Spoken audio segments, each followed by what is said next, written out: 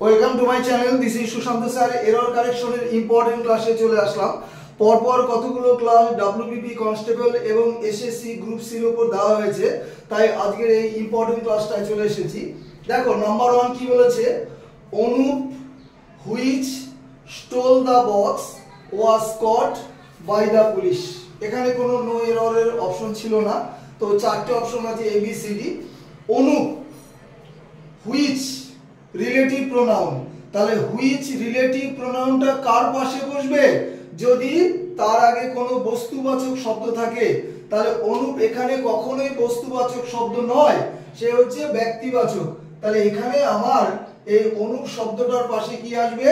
হু আসবে, WHO, হু। তাহলে হুইচের পরিবর্তে কি আসবে? হু। তাহলে আমার এই পার্টটায় ভুল আছে, ঠিক আছে? তাহলে উত্তরটা কি হওয়া উচিত? Anup who stole the box.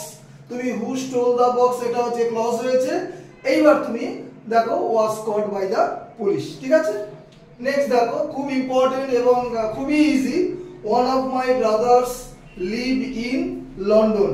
তাহলে ভালো করে বুঝবে, one of, each of, either of, neither of, none of, এর পরে ডান দিকে সাবজেক্ট তোমার প্লুরাল হলেও ভার্ব কিন্তু সিঙ্গুলার হবে, কারণ রুলসের ক্লাসে, ইম্পর্টেন্ট রুলসের ক্লাসে বোঝানো হয়েছে ওয়ান, নান, ইচ, ইদার বা নিদার এগুলো সিঙ্গুলার নাম্বার। তাহলে এখানে ওয়ান কে দেখে হবে। দেখো, ওয়ান অফ মাই ব্রাদার্স মানে কি? আমার ভাইদের মধ্যে কজন? একজন। তাহলে এই ওয়ানটা অবশ্যই সিঙ্গুলার নাম্বার। তাহলে আমার লিভের সাথে এটা এস যুক্ত হবে। আমরা প্রত্যেকে জানি V1 এর সাথে এস বা ইএস যুক্ত করলে সেটা সিঙ্গুলার নাম্বার হয়। তাহলে এখানে একটা কি হবে? এস। নাউনের সাথে এস বা ইএস যুক্ত করলে প্লুরাল নাম্বার হয়। V1 এর সাথে মানে ভার্বের প্রেজেন্ট ফর্মের সাথে এস বা ইএস যুক্ত করলে সিঙ্গুলার নাম্বার হয়, উল্টোটা হয়ে যায়। Next, mister Bose did not wanted to eat the cake. এখানে কিন্তু নো এরর আছে, চারটে পার্ট দেখো। তাহলে এখানে মিস্টার বোস সাবজেক্ট হয়েছে। দেখো, সিম্পল পাস্টে নাবাচকের স্ট্রাকচার কি হয়? ডিড নট হয়।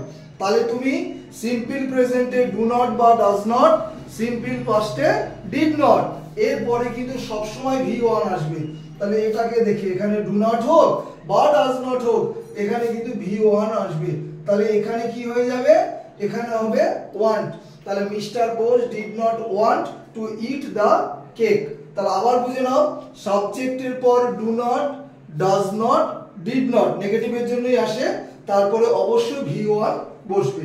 তাহলে এখানে ইডিটা হবে না। Next, he went to Mumbai but return back after a few days. এখানেও চারটে পার্ট আছে। তাহলে সে মুম্বাইতে গিয়েছিল কিন্তু কিছুদিন পর ফিরে এসেছিল। ভুলটা কোথায়? ওয়েন্ট ঠিক আছে, রিটার্নও ঠিক আছে।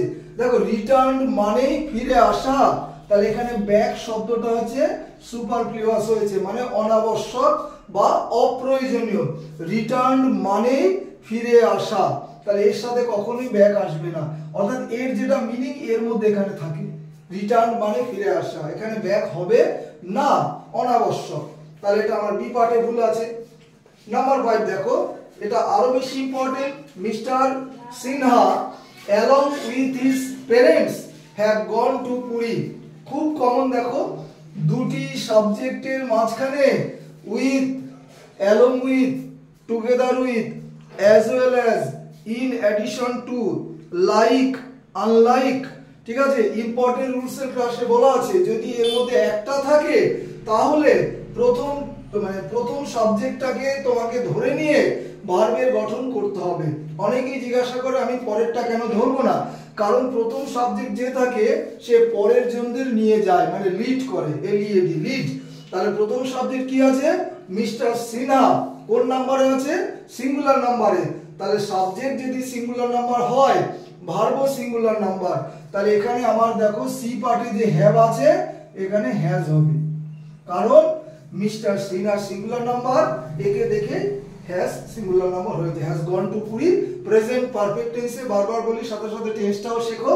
নাম্বার 6, মোস্ট ডিসপিউটস, অধিকাংশ বিতর্কগুলি, ক্যান বি সলভড, সমাধান করা যেতে পারে, আনলেস ওয়ান আর রিজিড, যদি কেউ না কঠোর হয়।